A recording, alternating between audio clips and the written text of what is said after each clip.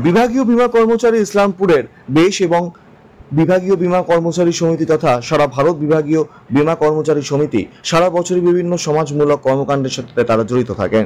তারই একটি অঙ্গ এই রক্তদান শিবির। প্রাক্তন সারা ভারত সহ সভাপতি বিশ্বনাথ সান্যাল গত 21 তারিখ তিনি পরলোক গমন করেছেন। তারই স্মরণে একটি রক্তদান শিবিরের আয়োজন করা হয় আজ। এই সংস্থার কর্মী শান্ত সেনগুপ্ত বলেন, আমরা চেষ্টা করব প্রত্যেক বছরই যাতে এই রক্তদান শিবিরের আয়োজন আমরা করতে পারি।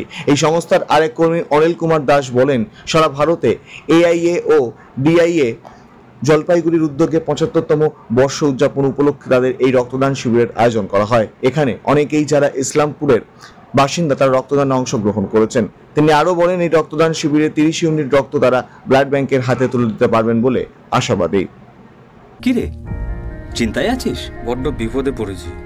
কি হয়েছে?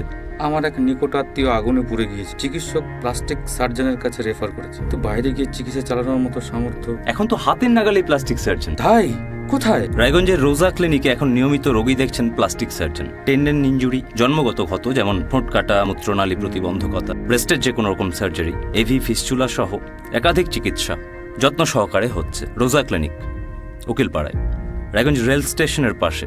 প্রয়োজনে কথা বলুন 9732464382। বলবেন? হ্যাঁ, আমাদের আজকে রক্তদান শিবির শুরু হয়েছে।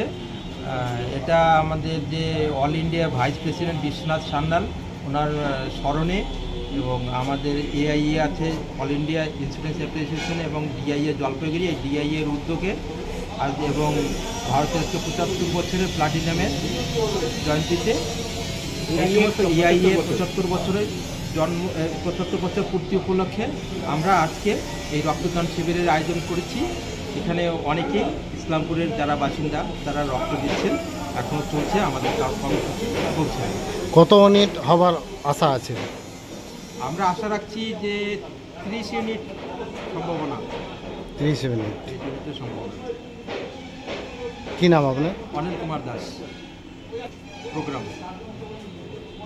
রক্তদান শিবিরের আজকে আমরা বিভাগীয় বীমা কর্মচারী সমিতি ইসলামপুর বেস এবং বিভাগীয় বীমা কর্মচারী সমিতি তথা সারা ভারত বীমা কর্মচারী সমিতি, যে আমরা সামাজিক কর্মকাণ্ডের মধ্যে আমরা জড়িয়ে থাকি সারা বছর, কিছু না কিছু আমরা সামাজিক কাজ করে থাকি। তারই একটা অঙ্গরূপে আজকের আমাদের এই ব্লাড ডোনেশন ক্যাম্প।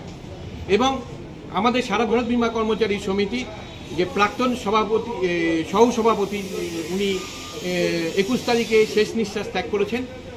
ওনাকে স্মরণে রেখে ওনার যে AIA এর জন্য যে কন্ট্রিবিউশন, তার স্মরণে আমাদের আজকের এই ব্লাড ডোনেশন ক্যাম্প। এই ব্লাড ডোনেশন ক্যাম্প আমরা আগের বছরও শুরু করেছি আমরা, এবং আমি আশা করি যে আমরা সারা বছর প্রতি বছর আমরা এই ব্লাড ডোনেশন ক্যাম্প আয়োজন করতে পারবো। কি নাম আপনার? আমার নাম শান্ত সেনগুপ্ত। ইসলামপুর থেকে দেবব্রত চক্রবর্তীর রিপোর্ট, কুলিক নিউজ।